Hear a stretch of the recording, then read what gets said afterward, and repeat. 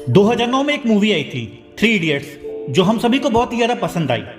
उस मूवी का एक मैसेज था इंडियन एजुकेशन सिस्टम के ऊपर, जो अभी तक लागू नहीं हुआ है। क्योंकि आज 2024 में भी बच्चों पर इंजीनियरिंग, डॉक्टर जैसी डिग्री हासिल करने का बहुत ही ज़्यादा प्रेशर है। एक बच्चे को अपने पेरेंट्स को इस बात के लिए मनाना पड़ता है कि उसे YouTuber, graphic designer, video editor या फिर कोई स्पोर्ट्समैन बनने के लिए परमिशन दें। लेकिन आखिर ऐसा क्यों?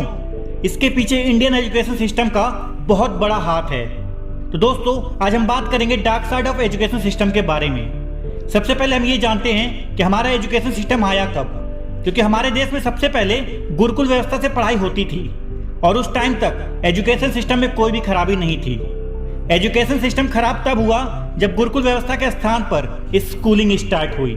भारत में स्कूलिंग सिस्टम ब्रिटिशों के द्वारा 1835 में लाया गया और स्कूलिंग सिस्टम के आने के बाद धीरे धीरे गुरुकुल व्यवस्था समाप्त होने लगी और तभी से लेकर अब तक वही स्कूलिंग सिस्टम चलती आ रही है।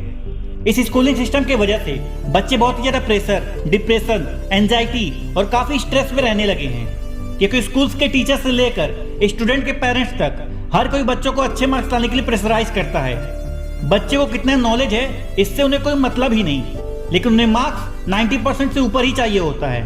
जबकि गुरुकुल व्यवस्था में ऐसा नहीं होता था। उस टाइम ये ध्यान रखा जाता था कि बच्चों को ज्यादा से ज्यादा नॉलेज हो। आज के समय में अगर किसी बच्चे को सारे सब्जेक्ट में 90 मार्क्स से ज्यादा आ रहे हैं और किसी एक सब्जेक्ट में 90 मार्क्स से कम आ गए, कम मीन्स सिर्फ 10 से 15 मार्क्स कम, तो उस बच्चों को इतना डांटा जाता है, इतना बोल दिया जाता है, जिससे वो बच्चा काफी ज्यादा डिप्रेस्ड हो जाता है। आप खुद सोच कर देखिए, यदि अर्जुन को सभी विद्याओं में सर्वश्रेष्ठ बनने को कहा जाता तो क्या अर्जुन विश्व के महान योद्धा बन पाते? बिल्कुल नहीं। उस टाइम पर जो बच्चा जिस सब्जेक्ट में ज्यादा इंटरेस्ट रखता था उसे उसी सब्जेक्ट का पूर्ण ज्ञान दिया जाता था। बाकी सब्जेक्ट को भी पढ़ाया जाता था, लेकिन जिस विषय में बच्चे का ज्यादा इंटरेस्ट होता था उसे उसका पूर्ण ज्ञान मिलता था। जैसे अर्जुन की रुचि धनुर्विद्या में थी, इसलिए गुरु द्रोण ने अर्जुन को धनुर्विद्या में निपुण बना दिया। और भीम को गदा चलाने में ज्यादा रुचि थी, इसीलिए भीम को गदा चलाने का ज्ञान दिया गया। आज के समय में टीचर और पेरेंट्स दोनों सिर्फ मार्क्स के पीछे भाग रहे हैं। बच्चों को उस सब्जेक्ट के बारे में कितना नॉलेज है ये उन्हें पता तक नहीं। चाइना में बच्चों को 4 से 5 साल से ही ट्रेनिंग दी जाती है। वहां पर बच्चों को मार्क्स के पीछे नहीं बल्कि नॉलेज गेनिंग के पीछे ज्यादा ध्यान दिया जाता है। उन्हें छोटे पर से ही कई स्किल्स सिखाई जाती हैं और इसीलिए चाइना ओलंपिक में हर साल टॉप 5 में फिनिश करता है, जबकि इंडिया टॉप 50 में फिनिश करता है। इंडिया में बच्चे नॉलेज के लिए नहीं पढ़ते हैं, वो सिर्फ एग्जाम में अच्छे मार्क्स लाने के लिए पढ़ते हैं। क्योंकि इंडिया में हर पेरेंट्स को अपने बच्चों से सिर्फ एक ही चीज चाहिए होता है, वो है मार्क्स। और मार्क्स भी 90, 95 या 99 होना चाहिए। अगर 90 से एक नंबर भी कम रहा तो आपको डफा समझा जाता है। और इसी मार्क्स की रेस में बच्चे इतनी बिजी हो जाते हैं जिससे वो कोई भी स्किल सीख नहीं पाते हैं। और जब उनकी पढ़ाई पूरी हो जाती है उसके बाद भी उन्हें जॉब नहीं मिलती। क्यों?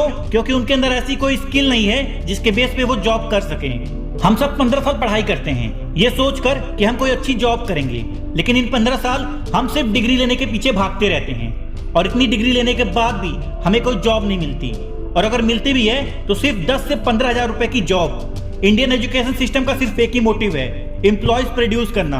आप खुद सोच कर देखिए, जितनी भी बड़ी बड़ी कंपनियां हैं, गूगल, एप्पल, अमेजॉन, ऐसी कंपनीज के फाउंडर इंडिया का कोई क्यों नहीं है? अमेरिका के ही लोग क्यों हैं? क्योंकि वहां के एजुकेशन सिस्टम में बिजनेस माइंडसेट, एंटरप्रेन्योर, इन सभी के बारे में जानकारी दी जाती है। और इंडिया में हम सभी को स्कूल्स में A+B का होल स्क्वायर पढ़ाया जाता है, लेकिन रियल लाइफ में इसकी क्या यूज है ये मुझे आज तक समझ नहीं आया। गुरुकुल व्यवस्था में बच्चों को पढ़ाया जाता था और साथ ही में बच्चों को रियल लाइफ लेसन्स भी सिखाए जाते थे, जिससे अगर कोई भी बच्चा अपनी लाइफ में किसी सिचुएशन में फंस जाए तो वो उससे खुद बाहर भी निकल पाए। लेकिन आज के समय में स्कूल में ऐसी कोई नॉलेज दी ही नहीं जाती। लेकिन अगर स्कूल के प्रिंसिपल चाहें तो स्कूल के एजुकेशन सिस्टम में काफी सुधार कर सकते हैं।